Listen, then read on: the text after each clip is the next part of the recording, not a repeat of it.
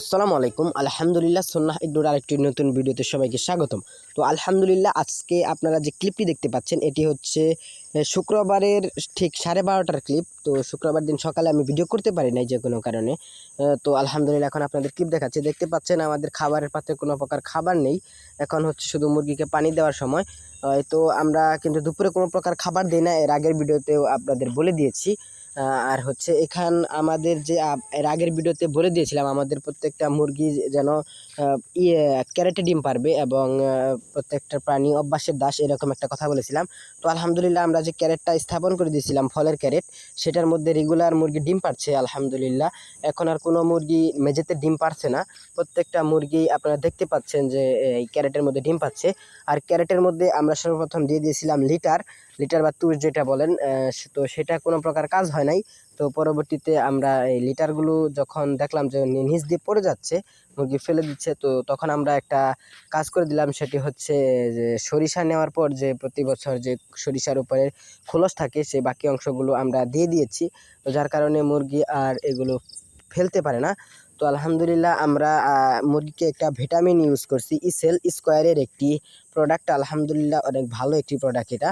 এই ইসেলটা 100 মিলি যেটা আছে সেটা আমরা ইউজ করছি। আপনাদের মুরগির সংখ্যা যদি অনেকগুলা থাকে তাহলে আপনারা ইউজ করতে পারেন। আর এটা হচ্ছে ভিটামিন ই এর কাজ করে, ওজন বৃদ্ধির কাজ করে। ডিমের মধ্যে যদি কোনো সমস্যা থাকে, ধরেন ডিমের খোসা পাতলা বা ডিমের গঠন ছোট, এগুলো নিয়ে কাজ করে থাকে আলহামদুলিল্লাহ।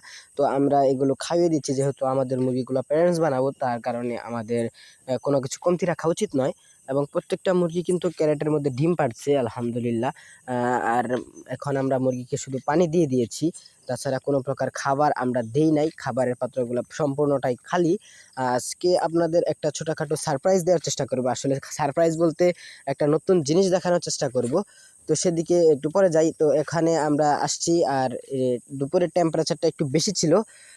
তো দুপুরে যার কারণে আমরা ফ্যান দিয়ে দিয়েছি আলহামদুলিল্লাহ, ফ্যান দিয়ে এবং খাবার তো দেই নাই, পানি দিয়ে দিয়েছি। তো আপনাদের যে বিষয়টা বলেছিলাম যে আপনাদের একটা নতুন জিনিস দেখাবো। তো প্রত্যেকটা খামারি স্বপ্ন যে ভালো একটা খামারি হওয়া বা খামার নিয়ে কাজ করা, মানুষের এটা একটা ভিন্ন স্বপ্ন। তো সেটাই আপনার দেখাবো। তো আলহামদুলিল্লাহ আপনারা দেখতে পাচ্ছেন আজকে আমরা আমাদের যে গরুর খামার আছে সেটা আমরা রিভিল করে দিলাম। আলহামদুলিল্লাহ এখানে আমাদের দুটি গরু আছে। একটি হচ্ছে বকন বা গাভী বাছুর যেটা বলে, মানে বড় হয়ে গাভী হবে আর কি, সেইটা। আরেকটা হচ্ছে গাভী। তো আলহামদুলিল্লাহ এই গাভীটা 3 থেকে 4 বার, আমার সঠিক মনে নাই, তবে 3 থেকে 4 বার বাচ্চা দিয়েছে আলহামদুলিল্লাহ। আমরা বাচ্চাগুলো সেল করেছি, অনেক ভালো একটা প্রফিট করেছি আলহামদুলিল্লাহ।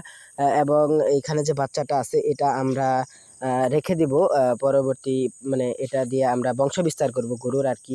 আর যে বড় গরুটা দেখতে পাচ্ছেন আপনারা, কালো গরু যেটা গাভী, এই গাভীটা আসলে আমাদের একটা নিয়ত আছে আল্লাহ রাস্তায় দিয়ে দেওয়ার। তো সবাই দোয়া করবেন যেন আমরা সঠিকভাবে সেই কাজটা করতে পারি ইনশাআল্লাহ।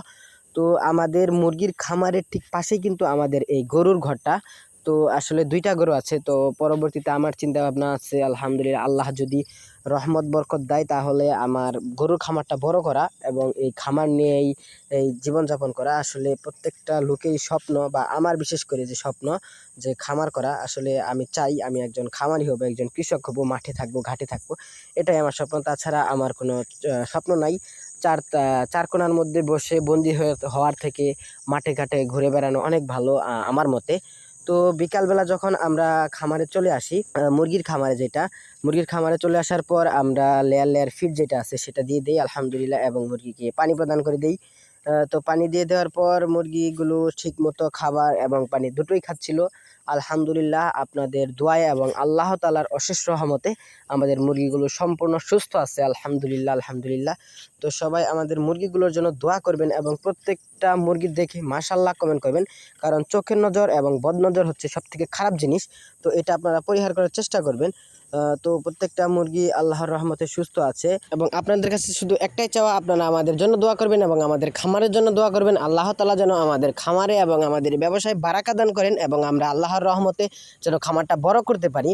তো আজকের ভিডিওটি এই পর্যন্তই। ভিডিওটি ভালো লাগলে লাইক করবেন, শেয়ার করুন, পেজ হলে ফলো করুন, চ্যানেল হলে সাবস্ক্রাইব করে বেল নোটিফিকেশন অল করে রাখুন পরবর্তী ভিডিও সবার আগে পাওয়ার জন্য। সবাইকে ধন্যবাদ। আসসালামু আলাইকুম।